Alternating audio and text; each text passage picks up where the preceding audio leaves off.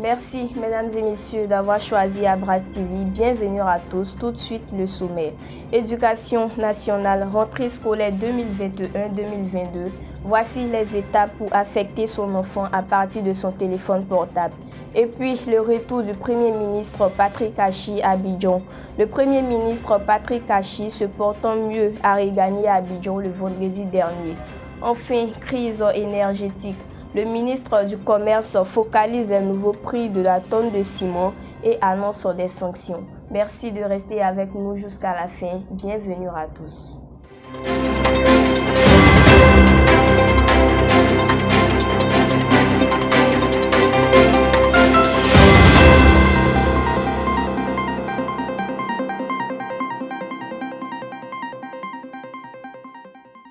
Comme annoncé au sommaire, l'affectation en ligne des élèves admis en classe de 6e se fera en 2 étapes au titre de la rentrée scolaire 2021-2022. L'information a été donnée par le directeur de l'orientation des bourses d'Ob, Ayeko Kobu Jérôme. C'était à l'occasion du lancement de la campagne nationale d'information sur l'affectation en ligne des élèves en classe de 6e ce vendredi 14 mai 2021 au cours d'une cérémonie au lycée Sainte-Marie de Cocody. Concernant cette étape, il s'agit d'aller sur le serveur de la direction de l'orientation des bourses d'Ob où se trouve la liste des admis. Envoyer d'Ob au 9991 et suivre les instructions. La première chose consiste à identifier l'établissement dans lequel le parent souhaite envoyer son enfant. Au fur et à mesure des affectations, le nombre de places disponibles dans les établissements s'affiche. S'agissant des établissements privés, les parents doivent tenir compte des frais additionnels des dits établissements. Le premier jour de cette opération d'affectation en ligne de 23h59 au lendemain 23h20 est réservé à l'affectation des élèves ayant obtenu au moins 153 points et les autres jours à tous les admis au CEP.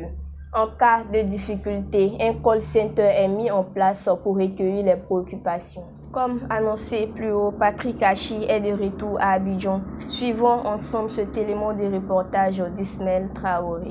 Parti le lundi dernier en France pour des soins, M. Patrick Achi est bel et bien de retour en Côte d'Ivoire. Le Premier ministre a regagné la Côte d'Ivoire cette nuit du 14 mai 2021 après un séjour en France. Il a été accueilli à l'aéroport Félix Houphouët-Boigny par plusieurs membres du gouvernement, entre autres les ministres d'État Kandia Kamisoko Kamara et Téné Birahima Ouattara, ainsi que les ministres Amadou Koulibaly, Vagondo Diomandé et Mamadou Touré ont accueilli le Premier ministre qui faisait son retour en terre ivoirienne après un court séjour en France.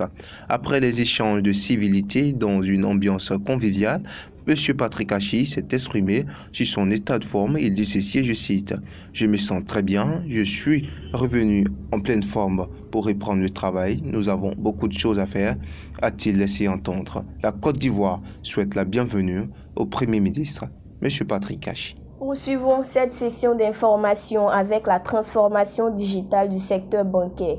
La BCEAO offrira des formations avec ETEC Paris. La Banque centrale des États de l'Afrique de l'Ouest, BCEAO, avec son centre ouest de formation et d'études bancaires, COFEB, et ETEC Paris ont récemment signé une convention de formation sur la transformation des acteurs du secteur bancaire de la zone UEMOA. Ce programme sera officiellement lancé le 25 mai prochain par le gouverneur de la BCEAO. Thiemo Komeïlie Kone s'adresse aux membres du CODI des banques et des institutions financières de la zone UEMOA, d'une durée de 15 jours en 7 modules, dont certains en ligne selon les informations recueillies. Il intègre les évolutions actuelles du métier de dirigeant de banque, notamment les compétences requises internationalement et la prise en compte dans sa stratégie de révolution digitale à venir.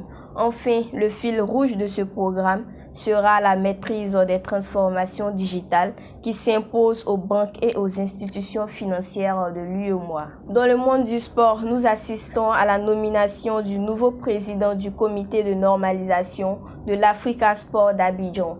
Le célèbre animateur Yves Zobo Jr. a été nommé nouveau président du comité de normalisation de l'Africa Sport d'Abidjan. l'un des plus grands clubs de football de la capitale économique ivoirienne, qui connaît un bicéphalisme à sa tête depuis quelques années. L'information a été donnée vendredi par la Fédération ivoirienne de football FIF.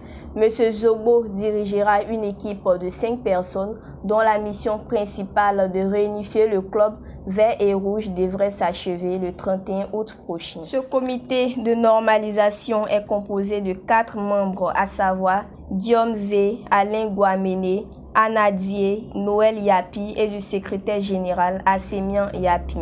L'Africa Sport d'Abidjan, l'un des mythiques clubs ivoiriens de football, est en proie à des querelles intestines avec 2 présidents, notamment Vagba Alexis et Bailly Antoine, qui se disputent la gestion du club.